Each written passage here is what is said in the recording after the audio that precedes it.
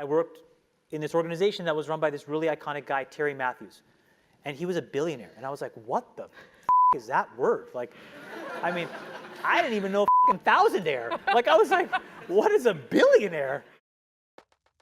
From a wee lad from Sri Lanka who had no idea what a billionaire was, to earning his stripes on the battlefield and eventually making his way to the Forbes billionaire list, Chamath Palihapitiya hustled night and day for years to become one of the world's most notable billionaires. In this video, we'll give credit where it's due. Whether you love or hate him, he's the man who paved the way for Virgin Galactic, Open Door, Sofi, and many more companies. Nobody likes movies where you get everything you want right away without working for it. This isn't one of those movies. Stay through the end of the video and you'll learn about the fascinating come-up story of the man, the myth, the legend, Chamath Palihapitiya.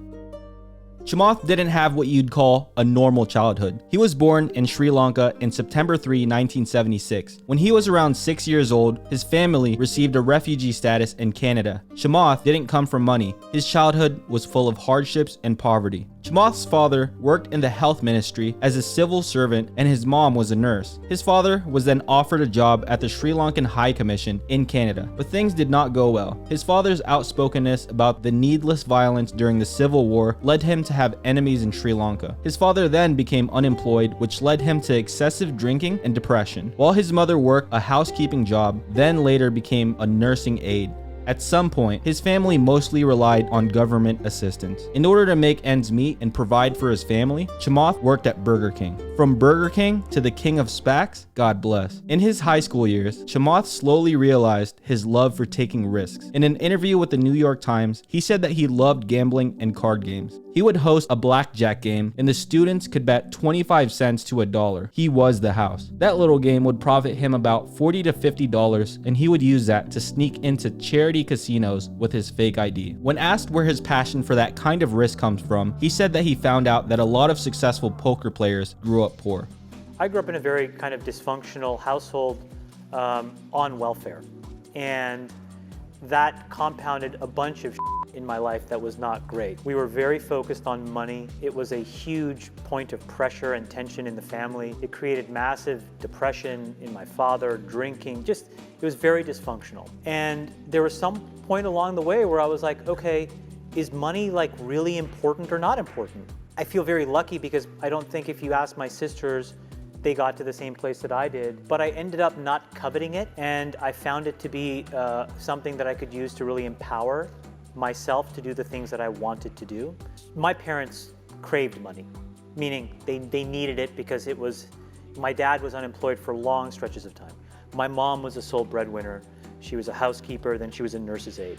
And I would just see how she grinded. We didn't have a car for a long time. She takes the bus, we all take the bus.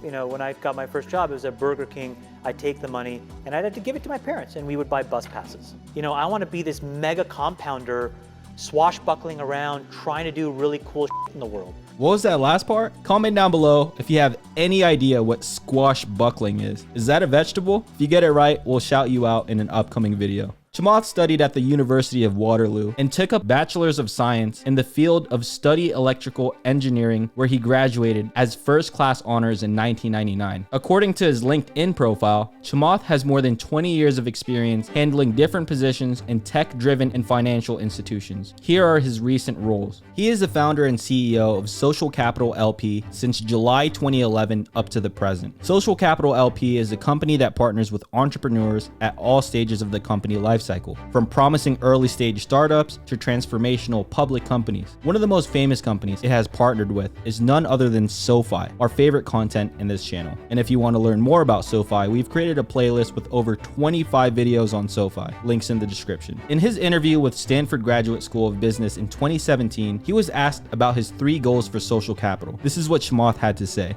So my 2045 ambition for the organization, this is as I see it right now, 2045, is I would like us to employ at least 10 million people through the businesses that we own.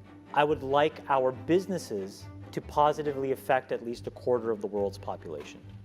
And I would like us to have made cumulatively about $1 trillion. That's my 2045 ambition. I think if we do that, we are the modern face of capitalism for the next 50 years. How we do that now becomes really important. So if you think about building businesses today that could do any of those three things, you have to be technological. You absolutely just have to be. You are not going to build a brick and mortar business that gets anywhere close to those three things, number one. Number two is you have to think very broadly about building things that can stand the test of time. Those businesses are by definition hard and non-obvious, and so they compound in scale very slowly. And that's really counterintuitive to the overriding logic of Silicon Valley, which says quick, fast, go. You gotta be in the flow for decades. That is hard. It tests people's patience. It tests people's resolve. It tests people's really intellectual incision. And this is where everybody gives up. That culture is missing here. So part of what we're trying to do to achieve those goals is like take really big, audacious points of view on the world and then train ourselves to be patient. And it's really, really hard.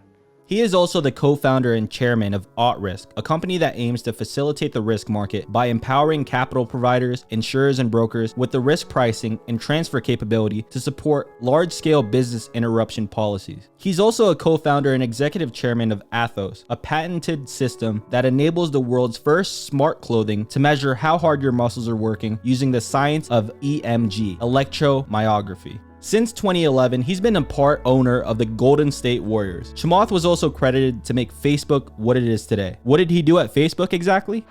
Consumer internet businesses are about exploiting psychology, and that is one where you want to fail fast because people are unpredictable, and so we want to psychologically figure out how to manipulate you as fast as possible and then give you back that dopamine hit. We did that brilliantly at Facebook. I feel tremendous guilt. I think we all knew in the back of our minds, even though we feigned this whole line of like there probably aren't any really bad unintended consequences. I think in the back, deep recesses of our minds, we kind of knew something bad could happen.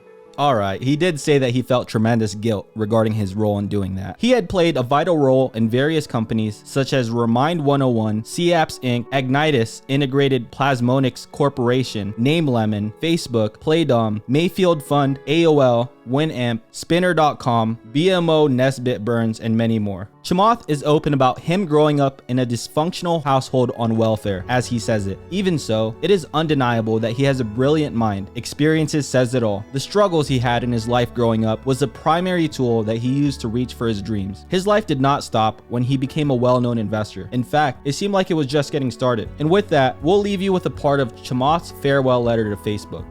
It's easy to get distracted. Everyone thinks we are much better than we actually are. Be humble and honest about the fact that more is left to do than has already been done. Keep moving quickly and don't get bogged down in things that don't matter. We risk becoming like everyone else. The only chance we have is the discipline and resolve of the silent majority who needs to and must become more vocal as the company gets bigger. Fight for the culture the way it should be, not the way it was or the way it's becoming. You could read the rest of the letter here, and we'll also post it in our description below. It's definitely worth a read. We hope you guys learn more about Chamath's come-up story. He's mentioned that he wants to make Social Capital the modern-day Berkshire Hathaway, and it looks like he's definitely working his way towards that. What do you guys think? We appreciate everyone that watches, and if you made it to the end of the video, comment squashbuckle. That about wraps it up. Until next time. Peace.